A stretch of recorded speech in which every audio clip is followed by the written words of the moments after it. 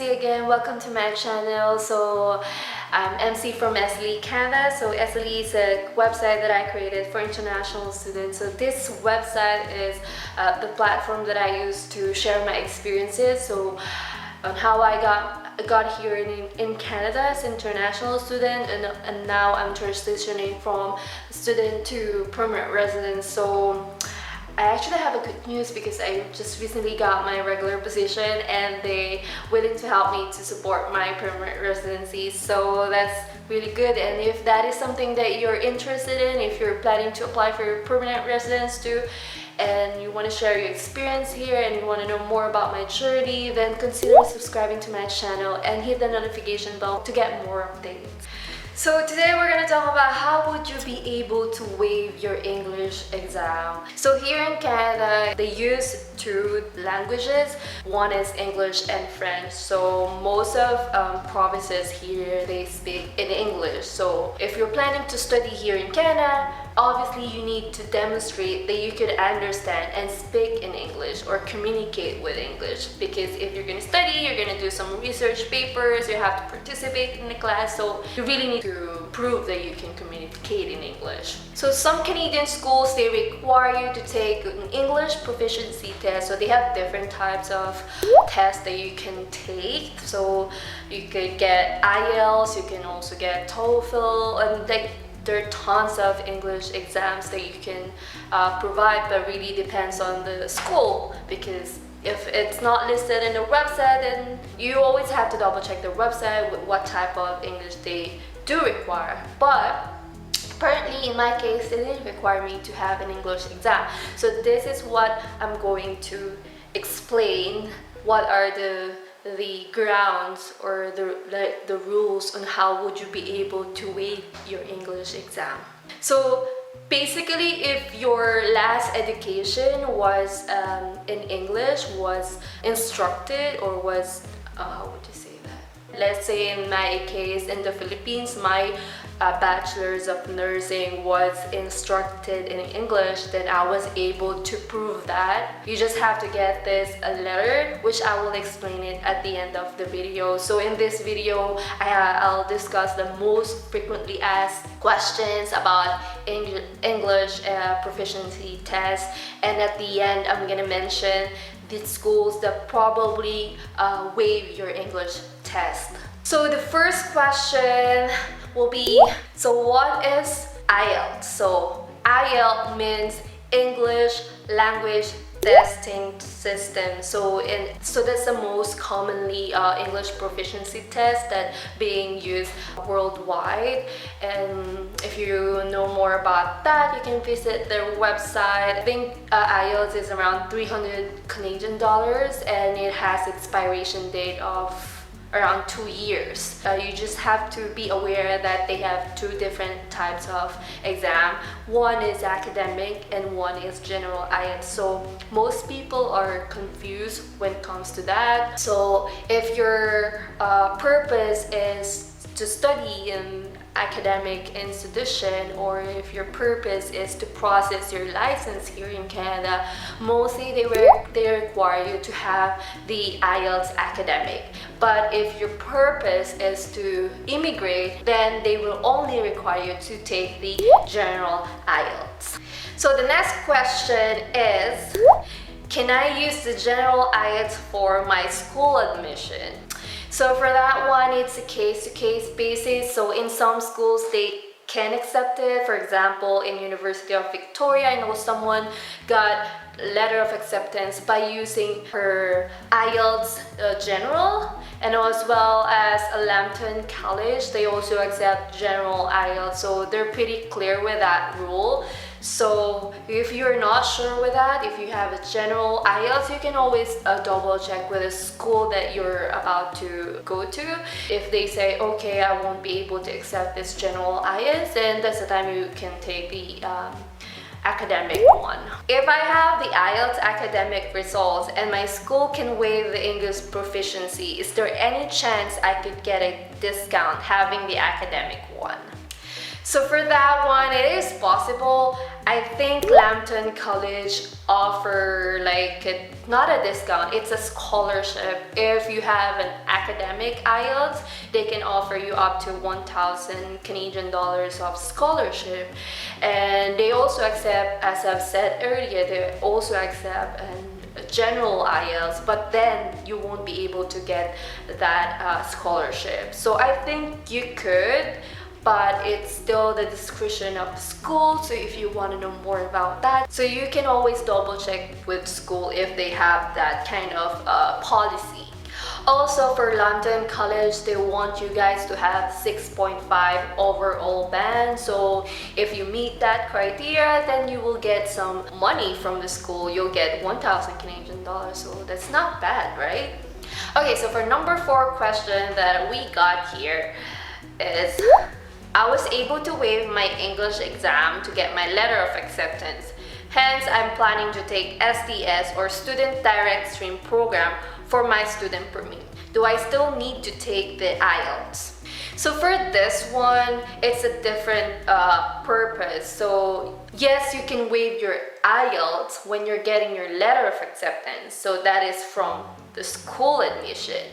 But now your question is about SDS, which is the Student Direct Stream. That is the process run by IRCC. So that's a different institution. So if they require you to have an IELTS, of course you have to meet that requirement. Otherwise, you are not eligible to process your student permit through this pathway. If you don't have an IELTS, and then you can always go to regular stream. You can apply for a student permit without having an IELTS. So that will be an alternative option as well. So okay, for the next question will be, I was able to waive my English requirement. However, my letter of acceptance is conditional. What does it mean? So meaning that you got your letter of acceptance, but you still have to meet that requirement. Let's say in your letter of acceptance, it says conditional because you still have to take the English proficiency test, then you have to meet that requirement before the start of the program. So some schools, like for example Mohawk College, they can give you the letter of acceptance with conditional. So in that case, once you're here in Canada, you still have to take the English proficiency test. Usually they facilitate that in their school. So I would say that it's better for you to just take the IELTS exam before going out of the country. It will be more convenient for you instead of going here in Canada and taking that exam, because if you didn't make it, if you didn't pass the exam, if you fail the exam, then at the end you will have to take the English program for international students. So that's expensive, so you don't want that. So I would say take the English, meet this requirement beforehand. The school website says that I can waive my English proficiency. Is this guaranteed? So yeah, most websites, they will tell you that yes, you can waive your English with some conditions and stuff, but again, it's a case-to-case basis. In some programs, they still want you to take the English exam. For example, from most practical nursing program, they want you to have 6.5 score in IELTS. So just to be sure that you don't really need to take the exam, check the admission requirement and the program requirement. So you just have to go to their website. I'm going to show it to you. One of the example will be practical nursing. So what is the document needed to demonstrate English proficiency? So to demonstrate the English proficiency, I've said earlier, you just have to either take the proficiency test, for example IELTS, TOEFL, or whatever exam that they accept, or you can also waive your English by submitting your English as a medium of instruction. So I will have that document in the link below in the description box, so you just have to click that one, and at the end of the page you will see the sample letter that I used when I was waiving my English. So what are the schools that you can possibly waive your English proficiency? So there are tons of schools here in Canada that could actually waive your English. Really depends on your previous education, but there's no it's better to check with the school, so because they specifically specify in the website they could actually waive your English. So if you want to know more about the schools, I'm not gonna mention here in the video because there are tons, so it's gonna take so long if I'm going to list them. But if you want to know more about those schools, you just have to link again the website that I was talking about, the link that I will have every single school there. You just have to double check their website and communicate with the school admission. Now I'm on College of North Atlantic, so I just want to show you how to check the English requirement. So if I go to become a student and then I go to international student and then you click that one, and then we'll show you some information here. So just click language requirements. When you see that one, it will tell you what are the exams that they accept, and then at the end, so here there's a paragraph here where it says if an international applicant has attended an educational institution for a period of 3 years or more where official language of instruction was English. So this is about waiving your English. So if you see this sentence, then you might be able to waive your English. So this is what I was talking about. Okay, so and then in some schools like Lambton College, they have some conditions, like I'm gonna show you. So when I search language requirement, okay, search, so you'll see this one, just click that, and then again it will tell you what are the type of exams that they accept. And then here there's a condition here where it says prove that you have attended a full-time secondary school for a minimum of 3 consecutive years where language of instruction and examination was English. So there's a condition here where it says education must have been completed within 2 years. So that's a condition. Okay, so if you graduated 10 years ago, then you cannot waive your English proficiency test in Lambton College.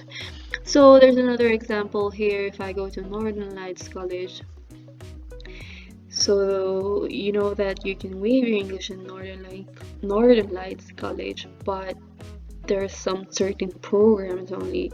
But if you're going to take practical nursing, for example, they have a condition here. Yes, they mention here like English as medium as instruction in country where English is also an official national language. So apparently for the Philippines it's not an official language. So there's a note here that you still have to take the IELTS, because you really have to take the IELTS when you want to become a nurse here in Canada. So there's no other way but to take the IELTS. So that's it, guys. So that's how you double check if you could waive your English, and how would you double check what are the exams that they could accept. So that's it.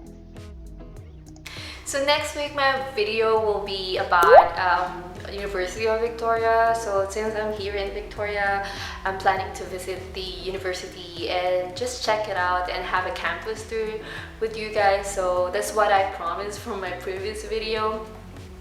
And then I'm also gonna share on how to apply to University of Victoria. So just make sure that, again, subscribe to my channel, and you can also, if you have more questions, you can just message me in my Facebook page, or you can also leave a comment in this video and I will answer you once I'm free. Again, I'll see you next week, guys, and have a good day. Bye!